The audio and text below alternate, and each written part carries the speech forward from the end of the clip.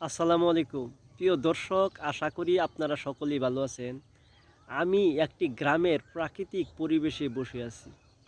প্রিয় দর্শক, আমি কেন প্রাকৃতিক পরিবেশে বসে আছি আপনারা কি জানেন? আমি মাটিতে বসে আছি, আমার শরীরে এখন রোদ লাগছে। এগুলো লাগার কারণে আমি মানসিক প্রশান্তি পাই। আমি যখন শহরের পরিবেশে থাকি, তখন শহরের শব্দ দূষণ আমাকে অস্থির করে তোলে। তখন আমি গ্রামে গিয়ে পিওর অক্সিজেন গ্রহণ করার চেষ্টা করি, শ্বাসের ব্যায়ামগুলো করি, শরীরে রোদ লাগাই, ঘাসে হাঁটি।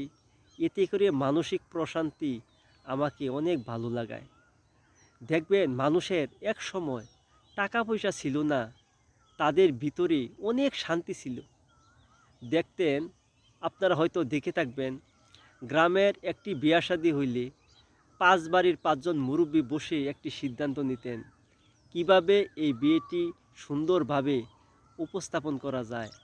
আর এখন এক বাড়িতে বিয়ে হইলে আরেক বাড়ির লোক জানে না। তার কারণ হচ্ছে মানুষের ভিতরে ইনসুলিন রেজিস্ট্যান্স বেড়ে গেছে। যখন মানুষের বডিতে ইনসুলিন রেজিস্ট্যান্স হয়, তখন মানুষ মানুষকে শত্রু মনে করে।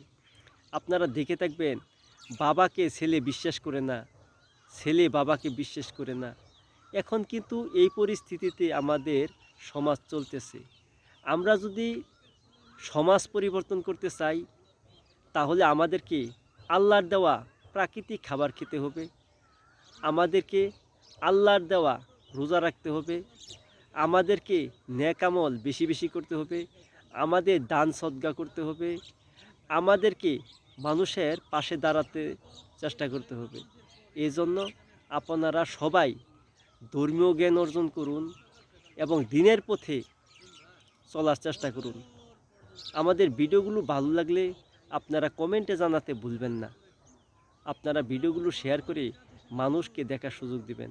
আসসালামু আলাইকুম ওয়া রাহমাতুল্লাহি ওয়া বারাকাতুহু।